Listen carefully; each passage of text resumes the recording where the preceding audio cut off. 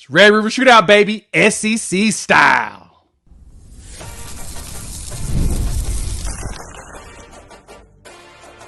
You are Locked On Sooners, your daily podcast on the Oklahoma Sooners. Part of the Locked On Podcast Network, your team every day. Welcome to this special edition of Locked On Crossover with Locked On Sooners and Locked On Longhorns as we talk the Red River Shootout. Shout out to all the everydayers. Today's video is presented by our partners over at FanDuel. You can start the season with big returns on FanDuel. Place your first $5 bet and you'll get started with $200 in bonus bets guaranteed. Visit FanDuel.com to get it started. I'm Jay Smith from Locked On Sooners. He is Jonathan Davis from Locked On Longhorns. And we have got to talk about the Red River Rivalry, one of the oldest and the best in college football. I know y'all want to disrespect us coming into the SEC, but we didn't need that patch for this bad boy to be great. The Longhorns are coming in as a major favorite. And so, Jonathan, first and foremost, how do you feel about us in the SEC with this rivalry? Yeah, man, I'm excited to, for the team to try to go out there and get the golden hat back. Y'all stole it last year, but stolen. You talk about stolen. Y'all earned it, I guess, right? I guess, but you look at it, Texas and Oklahoma in the SEC. I think this is just where we belong. No disrespect to the Big 12. A lot of great matchups, and some of them I missed for sure. In the Big 12, but I just think the best football, is played in the SEC. They've said it for so long. It's just ingrained in your head. It just means more. And when you look at Texas and Oklahoma, obviously two blue bloods, two of the most historical programs in the sport, we deserve to play these big marquee games, right? We've already seen it with Oklahoma playing against Tennessee. Texas is going to be playing against Georgia, next Saturday after the Red River Rivalry.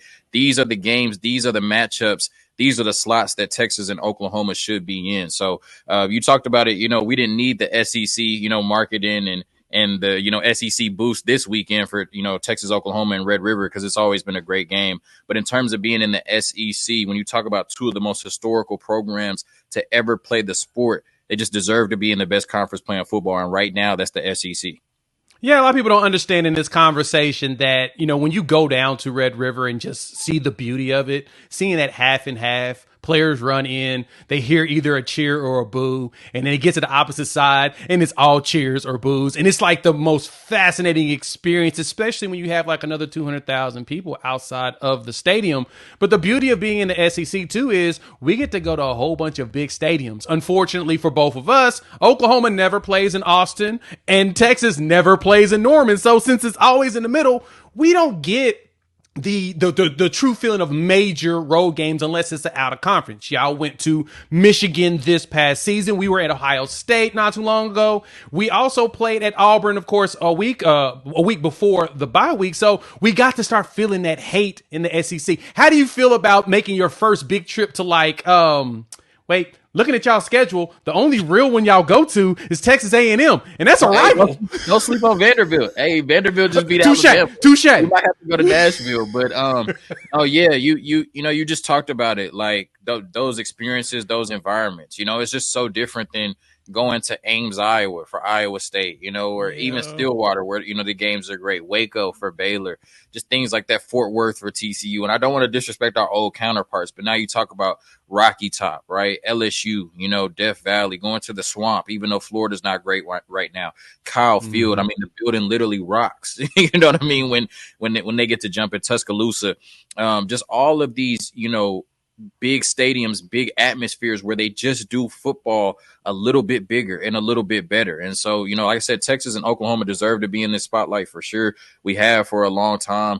And yeah, it's going to be exciting to, actually go to these big, stadiums, these college towns where, they'll die about their football teams. You know what I'm saying? Just a little bit lighter in the Big 12, but it's big boy football in the SEC now. And it's even bigger because Texas and Oklahoma came, Realignment, 100%. I would say, like, for a lot of teams, it affected them negatively. But Texas and Oklahoma really came out more positively, after realignment, right? Texas got Arkansas and, Texas A&M back in terms of rivalries. Y'all are playing Missouri again. You know what I'm saying? That's true.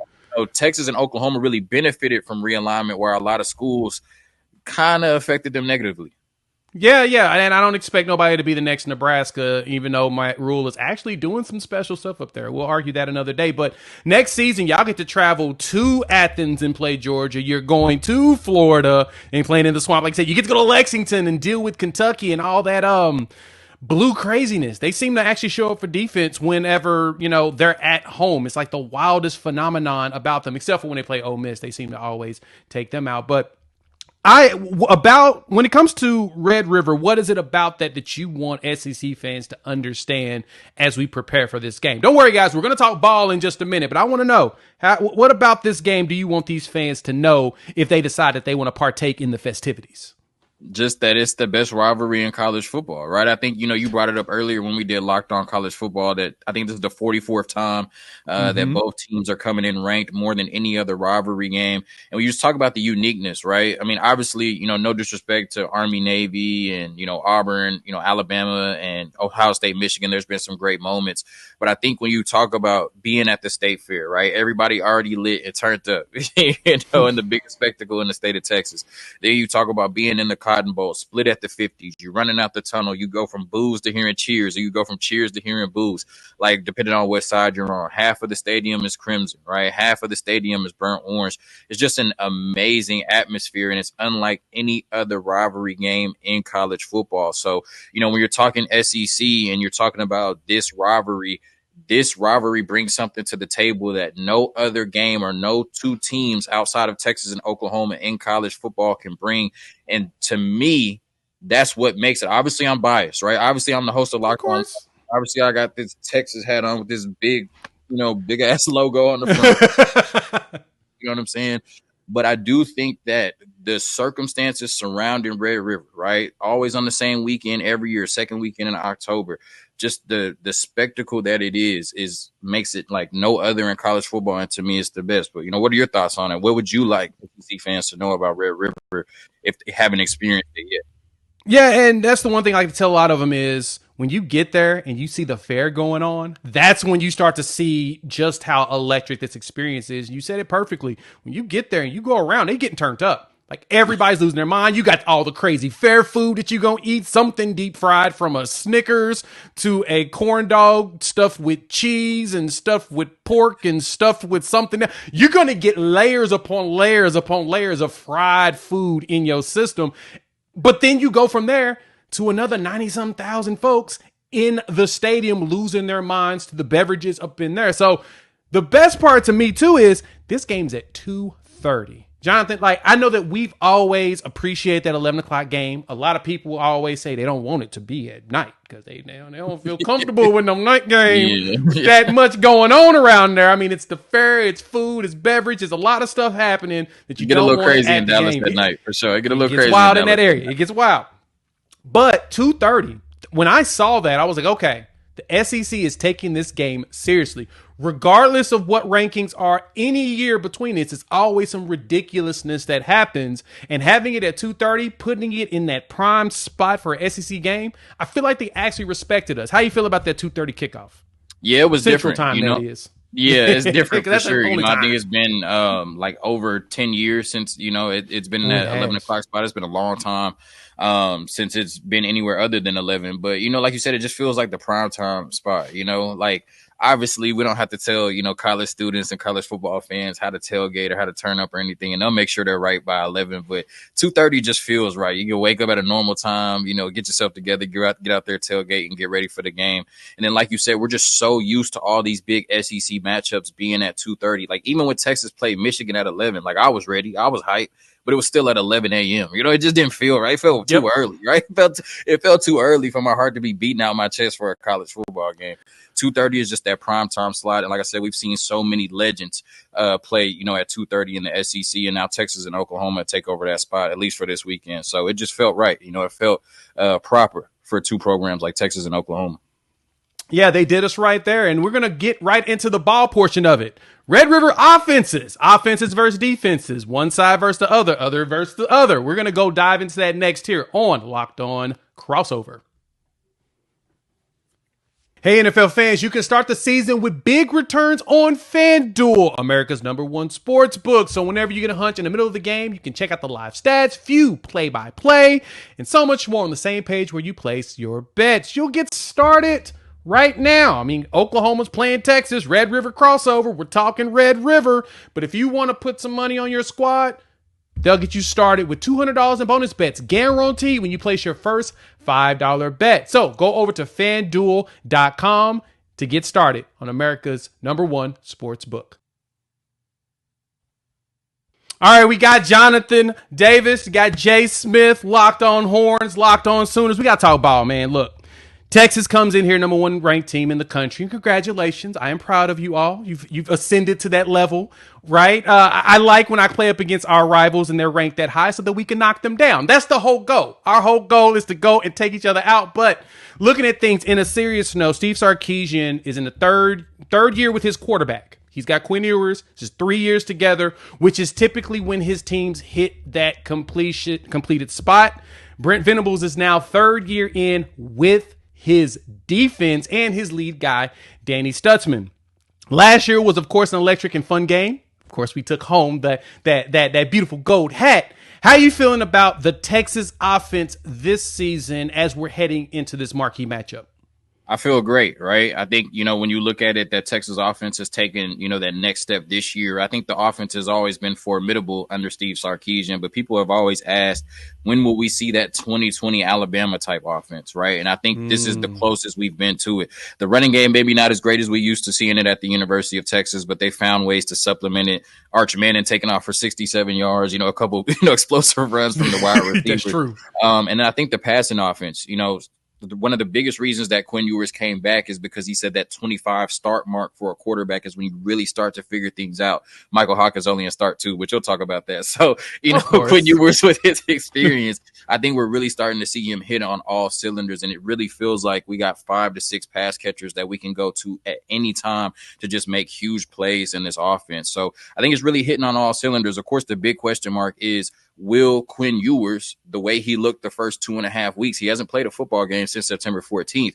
Will he look the exact same way that he did against, Colorado State, Michigan, and then the first couple of quarters against UTSA? Or will there be some rust, right? He is coming, off of an oblique injury. But all in all, I think through the first 5 weeks of the season, whether it's been Quinn Ewers, whether it's been Arch Manning, I think the offense has hit on all cylinders for the Texas Longhorns. And it really starts up front with that offensive line. I think the biggest difference in these two teams outside of the experience at quarterback is that Texas returned 4 of 5 starters, right, on that offensive line, where Oklahoma had to replace their top 6 guys on the offensive line. And I just spoke with Pro Football Focus a minute ago, and he talked about how Texas has the #1 graded pass blocking offensive line in the country. So that's going to help a lot in terms of, Steve Sarkisian's offense being one of the best in the country. And then the starter that we replaced, Cam Williams, right now, just talked to Pro Football Focus once again. He's projected as a first-round pick. Right? So that offensive line is playing like the best unit in the country, and then everything, just comes off of that. So really, we've seen a high-quality offense from Texas thus far. I think maybe the one question mark about the offense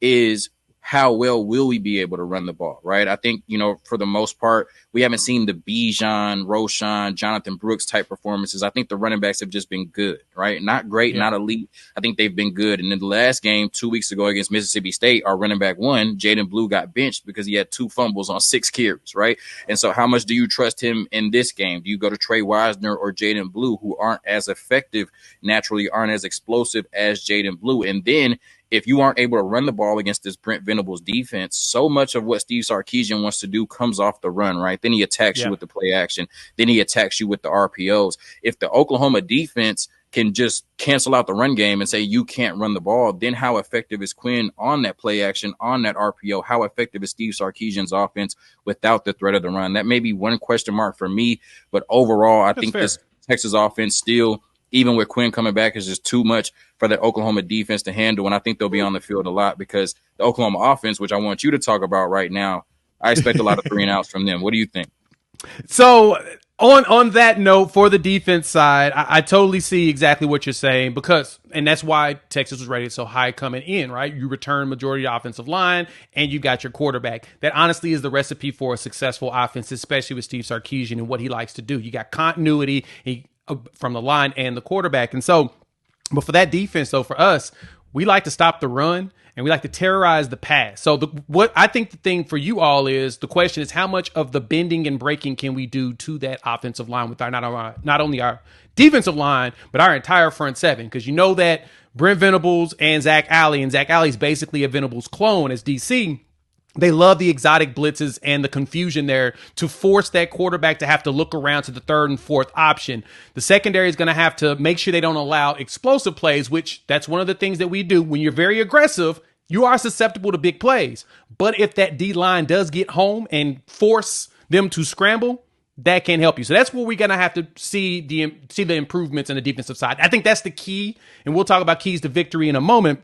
But on the offensive side, as you said, our offense going against your defense, this is basically a similar offense what you've seen throughout your entire journey this season. You haven't actually ran up against an actual elite offense yet.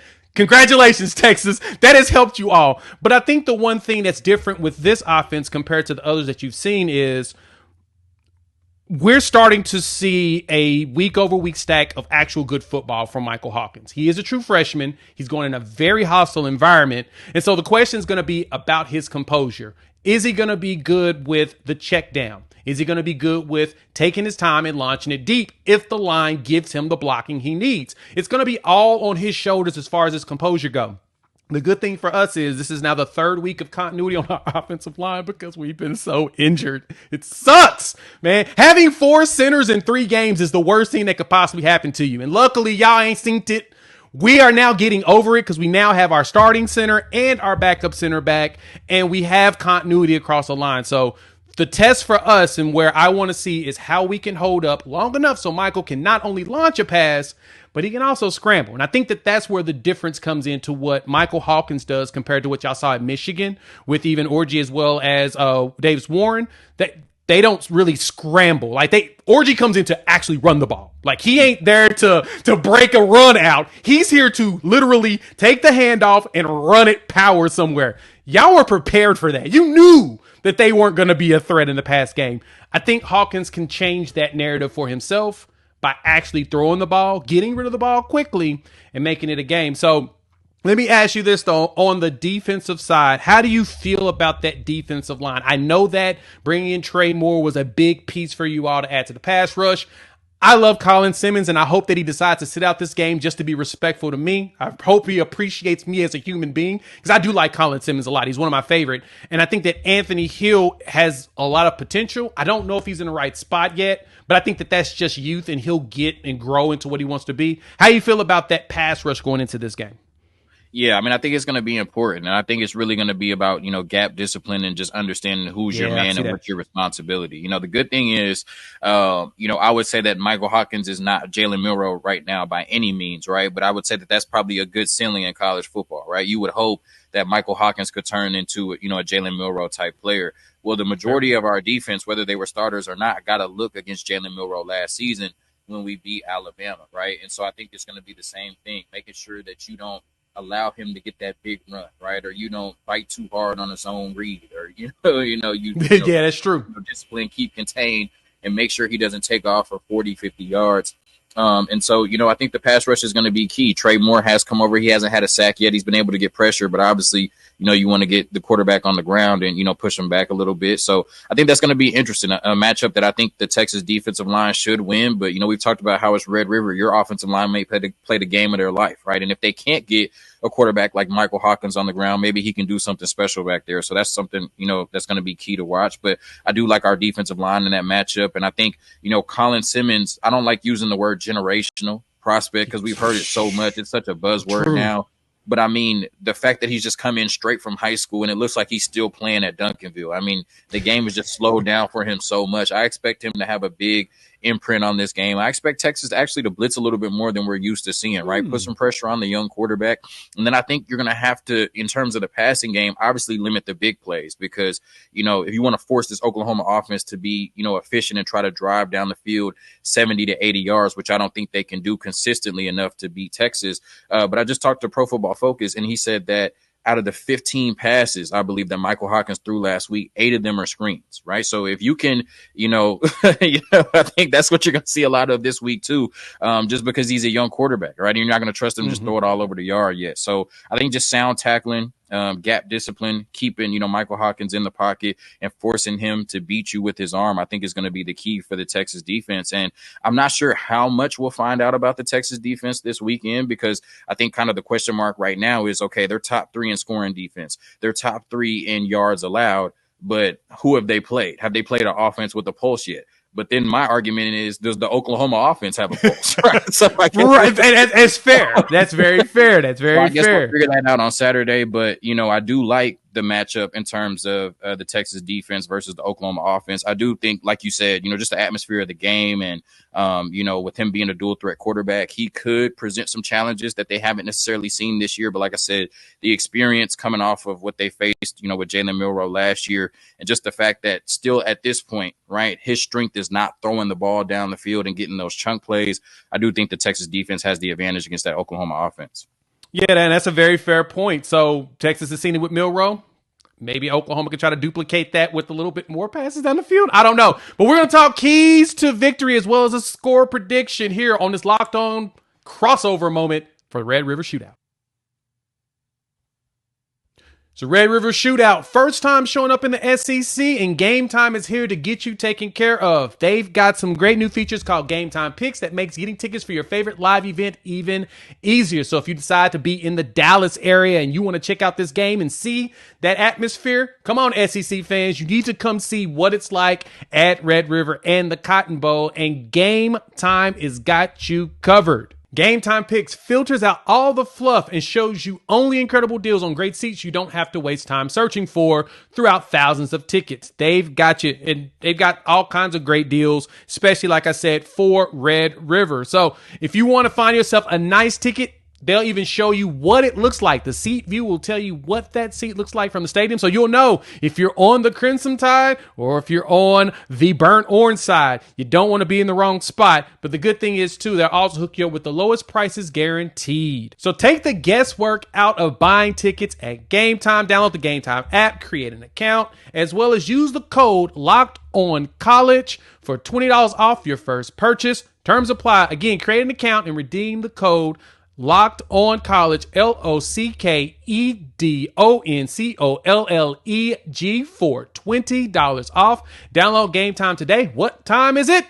Game time. All right, we've got keys to victory for this game.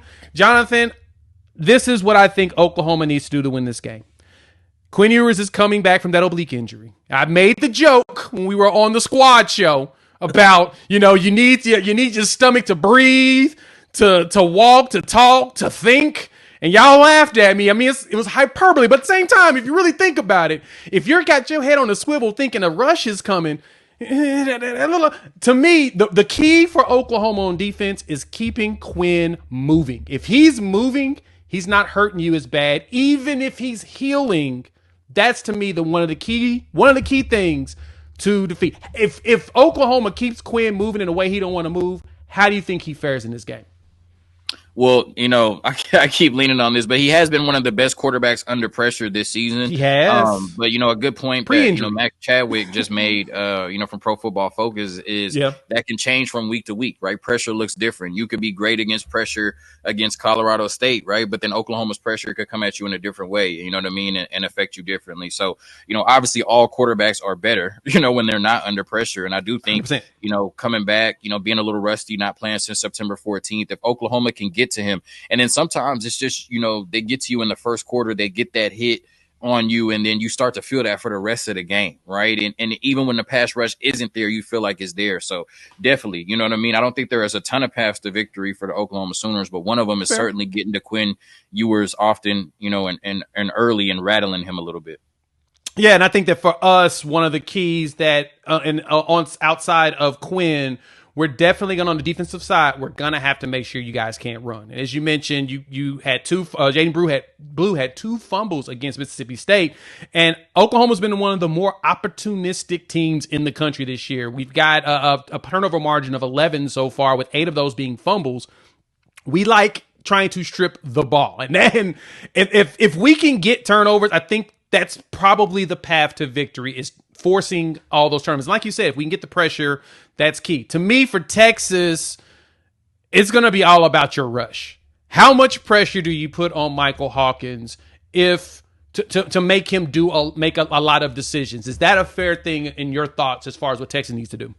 Yeah, for sure. I mean, you look at it, as talented as he is, this is still his only, 3rd game of actual action in his second start, right? And so, as a defense, you want to force a young quarterback into, patting the ball, making those mistakes, you know what I mean? And you can do that, kind of with, a pass rush and good coverage on the back end. So I think the key is getting to him, but also, like I said, being sound and keeping contained, right? Because sometimes the pass rush can be so good that he can step up through one of those gaps and take off for 30, 40 yards. So you want to make sure that you're getting pressure on him. You want to make sure that, you're making him make tough decisions, but you also don't want to give him easy outlets, to run the ball and get comfortable that way, right? We saw that last year with Dylan Gabriel, right? A quarterback that you wouldn't expect to come in and gash you with the run, I believe had over 140 rushing yards. So, he just played the game of his life. You know what I mean? So Michael Hawkins, I was told that he wasn't good by so many people, man. So Michael Hawkins is certainly capable, just with his speed and his athleticism, of running for 140 if you don't, keep him in the pocket and, have the discipline that you need. But ultimately, I think the best way to,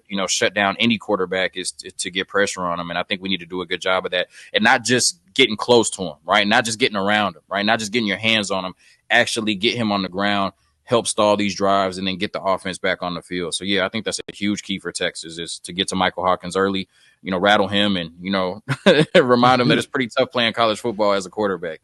That's true. I mean, he did play ball in Texas, so I'm guessing he's kind of used to some of those kids in the Texas area trying to level him. All right, give me a player on offense and defense that you feel like is a key part of victory for Texas, and I'll do the same for Oklahoma.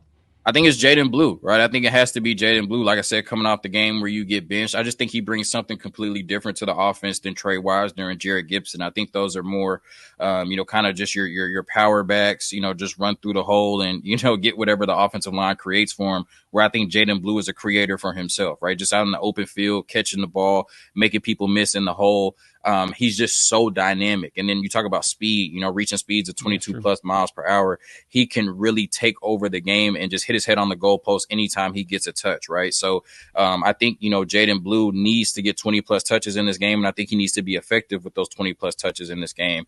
And then, on the defensive side of the ball, I think you talk about Anthony Hill, right? I would expect that, Anthony Hill a lot will be spying or have his eye on Michael Hawkins and his ability to run the ball. Obviously, I think Oklahoma is going to try to come in and run the ball a lot to take pressure off of Michael Hawkins. And so just, Anthony Hill in that second level, I think he's going to have a ton of responsibility. He's going to have to come out and play one of the best games of his life, right? To keep, Michael Hawkins contained, but also not let, Oklahoma just get away with running the ball 40, 50 times and then allowing Michael Hawkins to play, make plays off of that. So I think Jaden Blue is the key on offense for this run game to set up everything else, for Steve Sarkisian. And I think Anthony Hill on defense is a big key in terms of stopping the run game, whoever is coming from Oklahoma, whether it's the quarterbacks or the running backs. But who are your two key players on offense and defense for the Sooners? So for me, on the offensive side of the ball, I think it's going to be the tight end room and Bowers Sharp, right? Not only pass catching, but also blocking. It's going to be important to be able to give Hawkins time or give him an outlet, because I know that Texas rush is going to come after him. As you mentioned, there's a very good chance that they're going to blitz him a lot, because that's exactly what Tennessee did as soon as he got in the game. They blitzed him at like a 40% rate of like a 47% rate in comparison to Jackson Arnold at 36 or 35. So they turned up the intensity to try to stop Michael Hawkins. Luckily, he was able to, get a couple scores and get some movement going. But the goal was to rattle him as much as possible because he's a true freshman. That is the logical attack. And I think PK will probably try to do the same thing. That's where that tight end, Bowers Sharp, is really going to be critical in not only making those catches, but at least, tripping somebody so that he can get out there and get a catch. I think on defense, I traditionally would go, of course, with the linebacker room, but I think it's going to be R. Mason Thomas. He's come in this season with 5.5 sacks, and he's like a disruptive piece of player in the fourth quarter of just about every game. That's when he really shows out. I need that in the first half. I need some of those hits on Quinn just to, like you said, give him that feeling of, oh, yeah, this is college football, and these dudes are really going to try to hit me hard. And I want him to be thinking, and that's when I want that oblique to hurt while he's thinking. I don't want him to hurt while he's also doing it. I want it to be thinking, and he'd be like, it's in pain. That is going to be the goal. If they can keep the pressure on him because he's coming off injury, a mobile Quinn is not as effective as I think it will be a pocket passer. If this was him not being hurt coming to this game, I don't want Quinn to move. I want Quinn to be stuck in the pocket, and I want him to feel pressure coming in. But because he's coming off that oblique, I want him to move because I want him to feel uncomfortable. Then at the same time, that brings in Arch Manning. So then the question is, how many spies we gonna have out there to keep that dude from running? What he run like 28 miles per hour or something up the sideline? He's like the fastest Manning that ever existed. But any quarterback that can run 67 yards for a touchdown, we call that a dual threat. So yes, exactly. The disrespect. Whoever's playing that quarterback on Saturday for sure. Exactly. So we'll be watching out for that. Make sure you go check out Jonathan over there on Locked On Horns. Go give him hell, Sooner fans, because you know that I will. Hold on. No. Before we get out of here, we need it on wax. We need it on wax so that the fans can hold you accountable. All right. Score and winner. Go ahead. Score and winner. My score and winner. I don't want you coming back and saying, well, Texas should have won. No. Predict it right now. All right. You got it. I'm going to give it to you. Give me Oklahoma 24-20. I'm going to go with my Sooners. Who you got, Jonathan? Give me yours so we get it on wax. Come on, man. Y'all see the hat, man. Y'all see the hat, man. Y'all know it. Y'all know what time it is, man. Texas 34-13. I just can't see this Oklahoma Sooners offense, putting up a great deal of points, man. You know what I'm saying? And I can't see this Texas offense getting shut down by that Oklahoma defense. Once again, it was 76th in the country in pass defense. We talking about them like they elite unit. I know the numbers may be skewed a little bit, but we talk about them like they an elite unit. Meanwhile, Texas top 3, and we not talking about their defense. But yeah, I got the Longhorns 34-13, but I'll take the Longhorns 34-33. You know what I'm saying? And a win's a win. What it is for me. The gold hat is the gold hat, especially because we know all the craziness happens here. And so now we'll wrap it up. Jonathan Davis, thank you for pulling up from Locked On Horns. I'm Jay Smith from Locked On Sooners. Check us all out. And next watch, check out Locked On College Football with Spencer McLaughlin. He does some great stuff over there. And we were talking noise over there. So we'll talk to you all. Boomer Sooner.